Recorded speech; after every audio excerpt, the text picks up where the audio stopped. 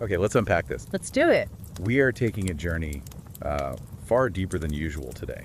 Not just into history, but into, well, the primal human state. Right. It's a different kind of deep dive. We're pulling back the curtain on the Stone Age, humanity's most primitive, but also, its most defining period. And we're not talking about the big, sweeping story of evolution here. This is about the grind. The grind, exactly. The sheer, unadulterated difficulty of just living through a single day. It's such an essential exercise in, well, in empathy and perspective. And our source materials for this, we're looking at anthropological studies, archaeological findings, and some highly evocative ethnographic accounts.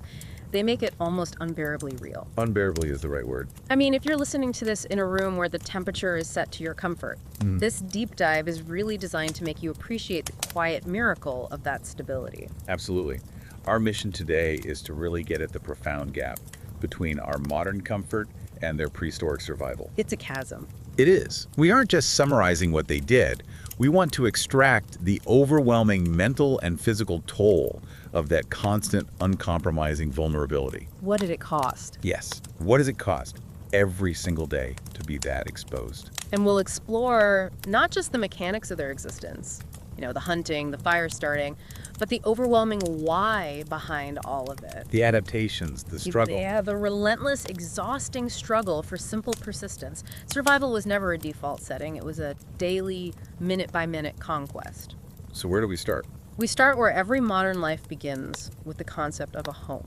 In the 21st century, home is a constant. It's standardized, it's durable, it's temperature controlled. It's a given. Right. Yeah.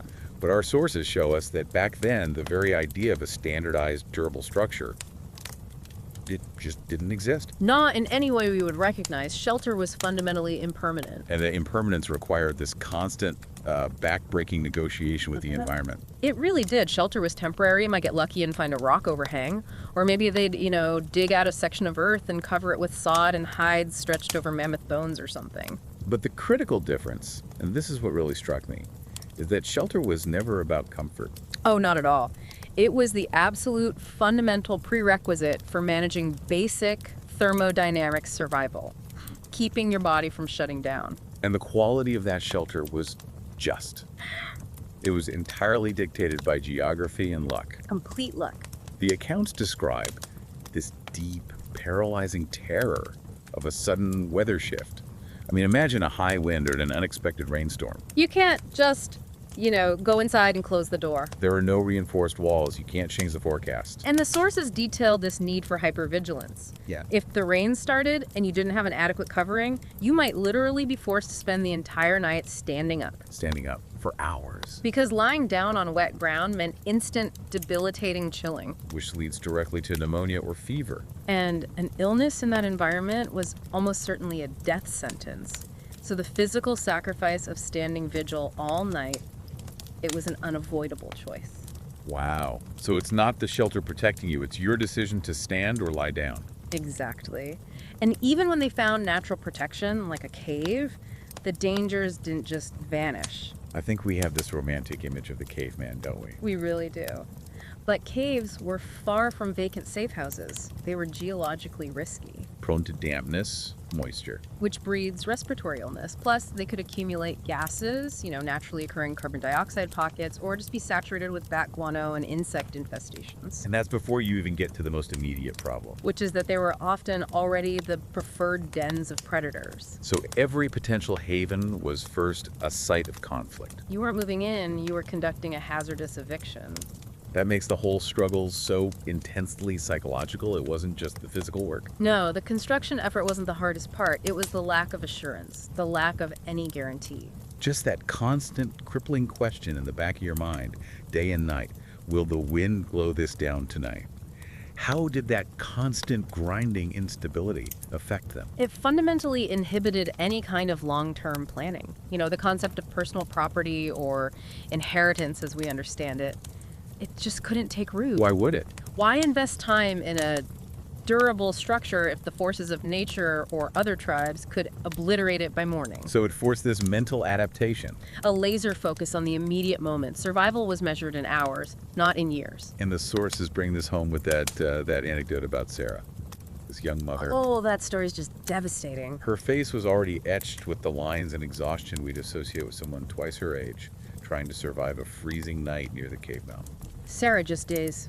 She embodies the cost of this constant vigilance. The small fire is dying down, and she isn't just cold. She's performing the silent, desperate calculus. She can't sleep. She can't afford to. No, she has to constantly monitor the wind direction. Is it shifting? Is it going to push smoke and cold inside? She has to listen for the rain, and most terrifyingly, she's straining to differentiate the natural sounds of the night from. The sounds of a creeping predator. Right. Sleep was a fatal indulgence. Her ultimate defense wasn't a weapon, it was her raw, adrenalized awareness. And that level of hypervigilance, sustained over months and years, is what left those premature lines on her face. It's an energy drain we, with our monitored homes and alarms, simply cannot comprehend. No, we can't. And that vigilance was necessary because of the ultimate silent foe, the cold. We talk about cold as discomfort, but for them, It was an agent of physical and mental paralysis. It didn't just chill you, it silenced you, it slowed your movement, it sapped your will. it could paralyze your motor skills, right? Yeah. I mean, reducing the speed and precision you need to throw a spear or tend to fire. Exactly. And the sources mention these instinctual survival tactics that became routine, huddling together skin to skin just to share that precious body heat. And sometimes they would try to consciously hold their breath or move as little as possible to conserve whatever warmth they had generated. This is where we see that profound spiritual dimension start to emerge. They weren't praying for abundance or for a good hunt. They were praying just to see the morning light. Yes. The arrival of dawn wasn't an inevitability, it was a confirmed, definite victory over the darkness and the cold. And the cold was especially ruthless towards children. Oh, horrifically so. Their smaller bodies have a higher surface area to volume ratio, which just means they lose heat far, far faster than adults. So the lack of a fire on a cold night. Could almost guarantee a tragedy. The accounts describe mothers pressing their children tightly to their chests, using their own breath to try and warm a tiny ear or a cold hand. If the fire was lost or impossible to start, that night often culminated in a respiratory illness by morning. Or worse. Or worse, the daily toll of child mortality, driven significantly by the cold, was this harsh, ongoing reality that shaped the entire social fabric of the group. The cold was a daily assassin, just patiently waiting for a lapse in vigilance or a shift in the wind. Okay, so the moment the battle against the cold is won with the morning light, the next battle begins immediately. Instantly. The non-negotiable quest for food and water. We define hunger today as what, a reminder to eat, maybe a slight headache if you skip lunch. What was Stone Age hunger? It was, as you mentioned in the notes, a silent but cruel shadow. It wasn't an individual feeling, it was a communal menace. It affects the whole group at once. The entire tribe. Yeah. And hunger stripped not only your physical energy, but your mental acuity. It forced everyone into the state of high anxiety simultaneously. The emotional weight of the constant scarcity, the knowledge that the next failure could wipe out your entire lineage, it was crushing. Let's talk about the hunter's burden, because it wasn't always some dramatic, glorious chase. Not at all. Sometimes it was just days of exhaustive, fruitless searching. The sheer physical labor of traveling for kilometers through difficult terrain, carrying spears and heavy stones, just to find absolutely nothing. And even when they found signs, tracks, droppings, a subtle disturbance in the undergrowth, the environment was still hostile. It was a delicate, high-stakes game of physics and patience. The sources highlight that a slight, unexpected change in the wind's direction that could instantly carry your human scent toward a deer or a bison. And just like that, Hours of silent, painstaking stalking become totally useless. The hunter returns defeated, not by a lack of skill, but by a 90-degree shift in a natural element they couldn't control. and that failure had immediate psychological consequences. Oh, huge. When the hunters returned empty-handed, there was no need for words. You could just see it.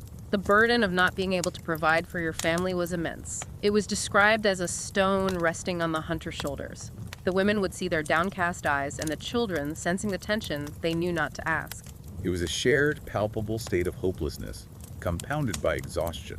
So when hunting failed, they turned to gathering, which introduced a whole host of different, more insidious risks. Because survival here relied entirely on this immense, strictly enforced knowledge base. Passed down verbally and augmented by the terrifying lessons learned through communal memory. This is where that concept of the toxin trap becomes just terrifyingly real. It is. Today, we have labels, ingredients lists, warnings. They had nothing. Nothing but smell and appearance. So a single desperate mistake in identifying a poisonous root, berry, or fruit meant certain agonizing death. And the poison was often seductive, right? Exactly. It was invisible, hidden behind a sweet smell or an attractive color, preying on their desperation. And the worst case scenario was the risk of delayed poison. Like a type of mushroom. A mushroom, for example, that satisfies the immediate gnawing hunger. It offers this moment of false security and relief, but only to cause violent systemic illness, often liver failure, hours later, So you can eat it, feel fine, go to sleep. and never wake up. Or wake up too sick to warn others or fight back. It just makes you realize that every single piece of dietary knowledge was bought at the cost of a life. It was. So how did they ensure that knowledge wasn't lost It became codified. into communal rituals and narratives? Yeah. Knowledge wasn't recorded in text. It was etched into memory through songs, stories, and strong taboos. This is the origin of that early wisdom and caution. Don't eat the red-dotted mushroom. The spirits of the ancestors are angry. That belief system was absolutely critical because it wasn't just mythology. It was a scientifically valid, life-saving prohibition conveyed through the only medium they had, fear and spirituality. And that lack of certainty, it plagued not just food, but water. Oh, water was a huge one. It was often far away because the settlement location was prioritized based on, say, better hunting routes or more defensible ground. Not proximity to a clean river. So the logistics of daily hydration were just staggering. We were talking about kilometer-long round trips, sometimes 4 or 5 times a day. Hauling water in the heaviest, most inefficient containers imaginable. Crude stone vessels or maybe skin pouches stitched together with sinew. And the irony is just crushing, as the sources note. These crude vessels were often permeable. They leaked. So during that long, strenuous walk back, much of the water would just seep through the rough stone or the porous skin. Hours of exhaustive labor often yielded only a few handfuls of water upon return. Making the effort almost self-defeating. And even if they managed to carry it successfully, the water itself was an unseen killer. They had zero concept of germ theory. None. There was no way to verify cleanliness. Upstream, an infected animal could be drinking or dying, or the water could run through contaminated swamp ground. If a person developed a high fever and crippling diarrhea after drinking. You just call it water poison. Exactly. And there was no remedy for this invisible killer, only palliative care, rest, and prayer. If they survived, they knew to avoid that source forever. If they didn't, it was another lesson learned through tragedy. And when drought struck, The scarcity just amplified the danger tenfold. The earth cracked open, the comforting sound of flowing water disappeared. Survival meant desperate measures. cracking sun-baked earth, digging into dry riverbeds for any trace of subterranean moisture. And the extreme thirst. It inhibited their most critical survival skill, the ability to think clearly, The sources mention people resorting to storing small, smooth pebbles in their mouths. constantly sucking on them to try and generate just enough saliva to ward off the agonizing, paralyzing effects of dehydration.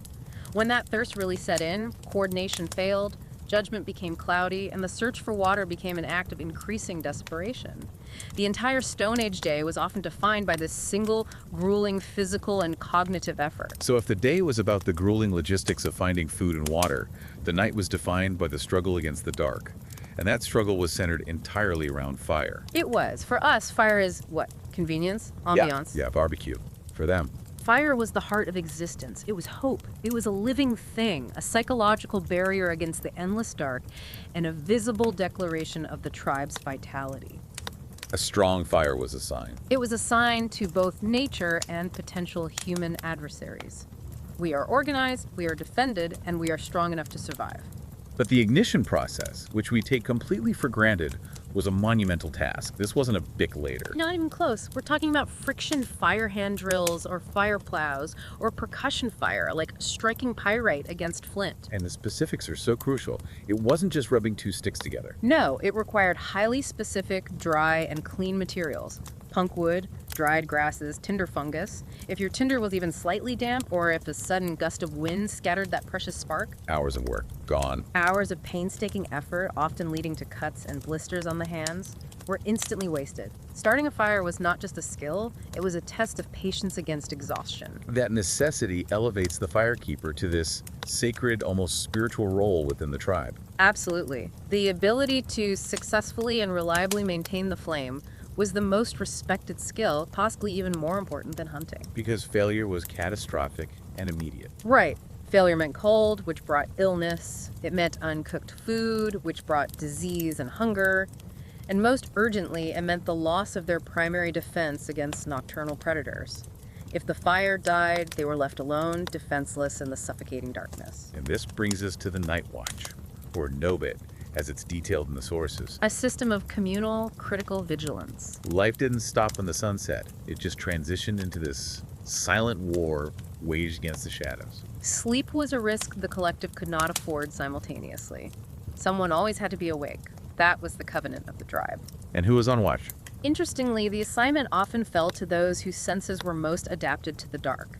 Sometimes the very old, whose eyesight might have faded during the day, but whose hearing was sharp enough to detect the faintest sound of movement. Or tragically. Or tragically, sometimes it was the young on their first vigil, struggling desperately to stay alert against the crushing weight of exhaustion. The soundscape of the night itself must have been overwhelming. The rustling of leaves, the howling of wolves, the slithering of unseen snakes, the footsteps of unknown animals, or worse. Unseen human adversaries. They were intruders in the natural domain, and the night was constantly reminding them of it. So the watchman's job was pure high-stakes analysis. Every snap of a twig, every change in the wind's hum had to be immediately classified. Is it a deer grazing, a scavenging fox, or a determined predator? And this is where we get that incredible moment with the elderly watchman, Torgen. Such a powerful story. Torgen is sitting by a weakening, sputtering fire on a moonless night. He hears a branch break. It's not close enough to panic, but not far enough to dismiss. And he knows instantly the weight and cadence of the sound meant it was not a small animal. It was too heavy, too measured.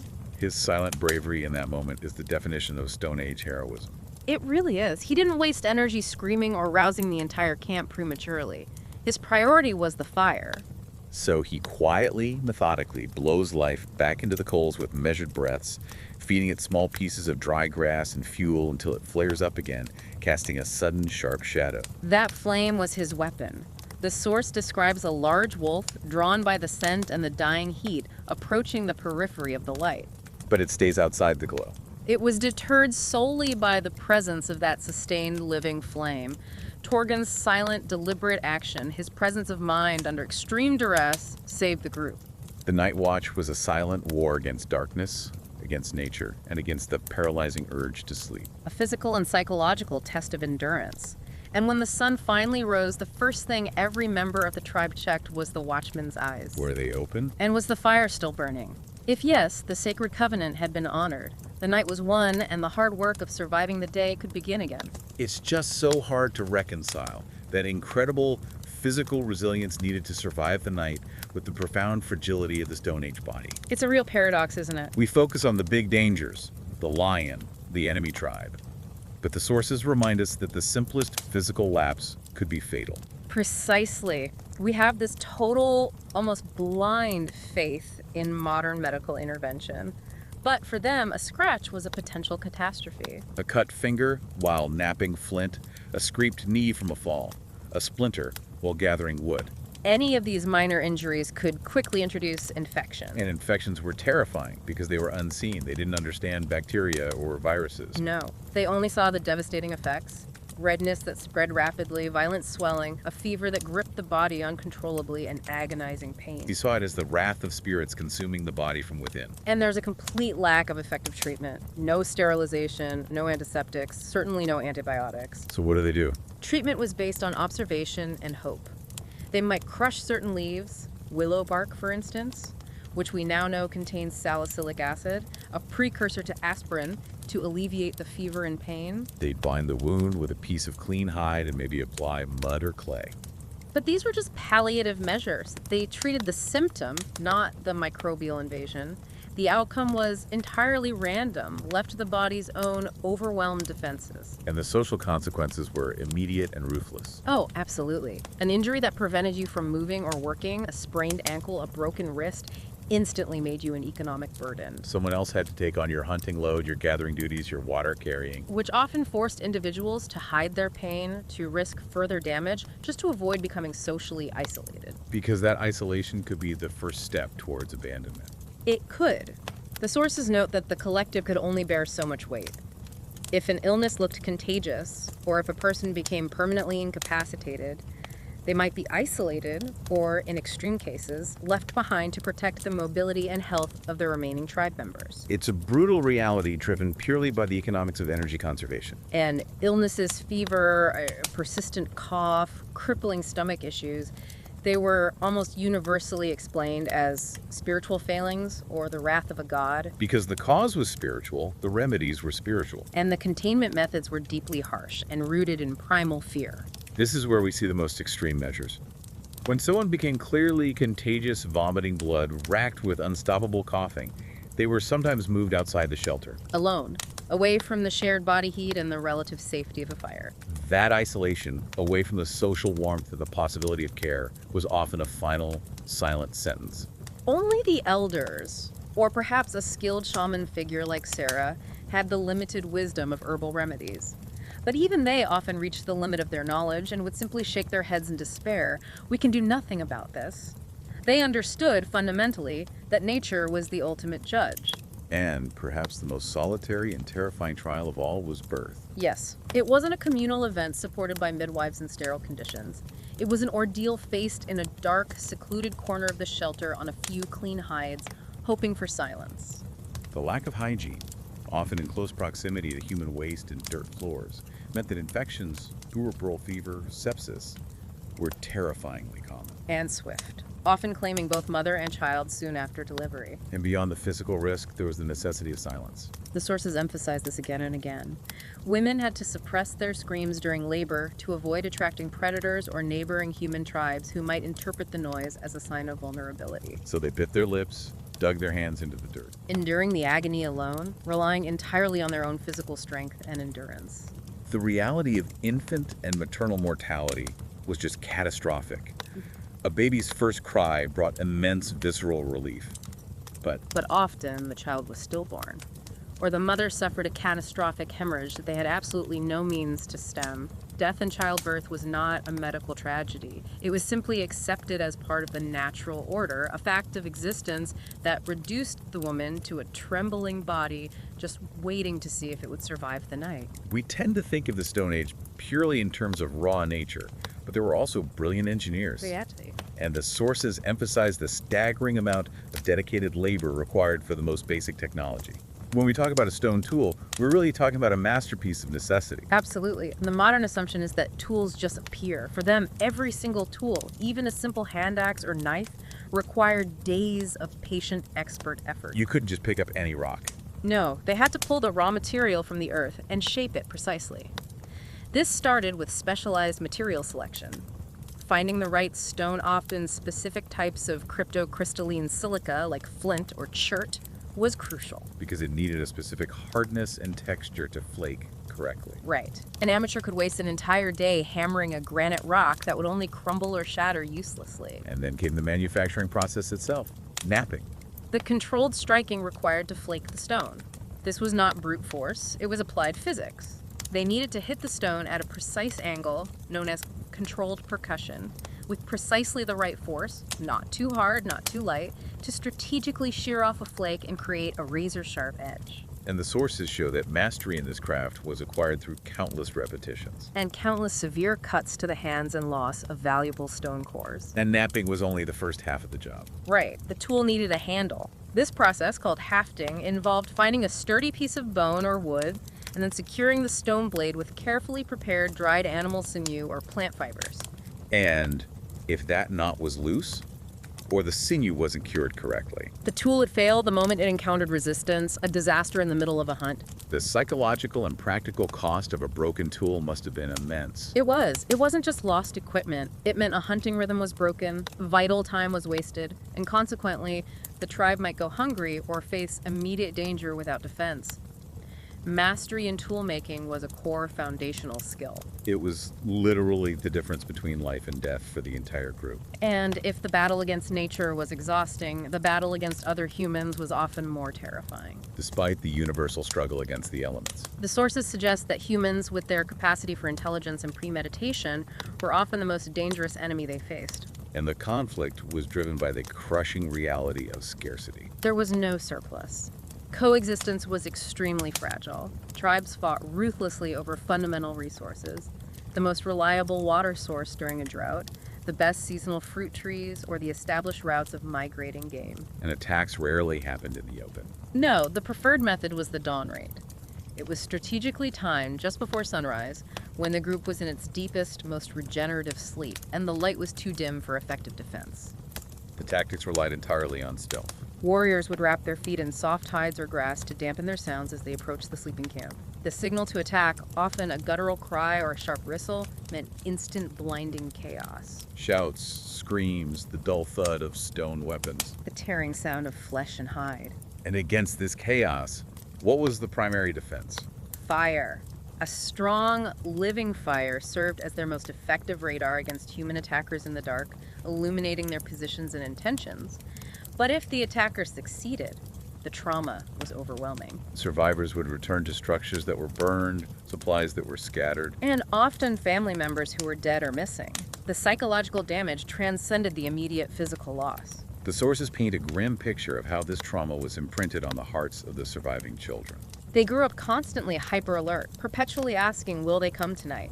The vigilance necessary for survival against animals extended into this profound, often lethal distrust of every neighboring human tribe. Given this unrelenting, intense struggle against both nature and other humans, it's entirely understandable that these incomprehensible forces would foster the earliest, most powerful belief systems. No, they had to. They desperately needed a way to interpret and manage the chaos. So when a violent storm struck or thunder split the sky, the noise would silence every member of the tribe. And it wasn't atmospheric change to them, it was instantly interpreted as the raw power of angry spirits, warring gods, or maybe the massive unseen animal beneath the sky beating its belly in rage. They needed a cosmology that made the world dangerous, but understandable. Exactly. Belief and ritual became indispensable technologies for psychological survival. Silent prayer making smoke offerings. Or even the immense communal effort of erecting permanent stone totems. These were all attempts to impose some kind of order on the chaos and minimize that crippling, paralyzing fear. If you could identify the source of the anger, you had a chance to appease it. Right. And this functional perspective extends directly to the role of children. In the Stone Age, childhood was not a time of carefree play or extended learning. No, it was a time of immediate, necessary responsibility. There was no formal education. Learning was high stakes, purely observational, and immediate. Children, sometimes as young as 5, followed their mothers and elders, not just to watch, but to practice and absorb. There were no textbooks. They learned instantly which route was safe and which was poisonous by mimicking their mother's careful selection. And even what we might categorize as play was actually essential future practice. Completely. Throwing stones was preparation for throwing a spear with lethal accuracy. Digging with a sharp stick was practice for efficiently gathering food or digging for water. Fun happened spontaneously, but the underlying purpose of all activity was function and survival rehearsal. It had to be. So if we connect all these daily, grueling struggles, the impermanence of shelter, the terrifying uncertainty of food, the constant war against the dark, the fragility of the body, what truly stands out about the resilience of these Stone Age people? What's fascinating here, and what the sources really stress, is the collective, shared nature of this struggle. Fear wasn't divisive. No, it was a binding agent. They all listened to the same terrifying night sounds. They waited in the same paralyzing cold. This absolute shared vulnerability forced a level of proximity and cooperation that we rarely see today. Their survival was intrinsically a shared endeavor. It was. This wasn't just history, it was a constant raw state of consciousness. A consciousness defined by silent, unflagging resistance and relentless work against truly overwhelming odds. And the deep dives into the lives of people like Torgin and Sarah suggest that the ones who left the deepest mark weren't the loudest, but the ones who resisted in silence, choosing to endure one victory, one dawn after another. They chose to live. They chose to live, focused on the immediate, tangible victory. The successful hunt, the dry fire tinder, the warmth of the group. Their lives were just a series of calculated risks and minute, hard-won triumphs. Hashtag tag outro. So we've charted the incredible, relentless daily costs of Stone Age life. A life where comfort was replaced entirely by vigilance, and a simple cut could be a death sentence. It's a profound shift in perspective. It forces a complete mental reset. You realize just how much of modern life, our plumbing, our locks, Our medicine cabinets, our constant shelter, is dedicated to insulating us from these absolute primal threats. We are essentially living in a buffer zone. A buffer zone built over millennia of silent struggle. And this raises an important question, one that really challenges our definition of personal strength. Go on. We learned that these ancestors, the ones who survived and ensured the continuation of our species, resisted in silence, choosing relentless endurance. Yep. So if you had to strip away every single modern comfort, your shelter, your locks, your medicine, your pre-made tools, what essential skill or knowledge do you possess today that would ensure your silent survival? What is the real measure of strength when you are faced with nothing but the raw, uncompromising face of nature?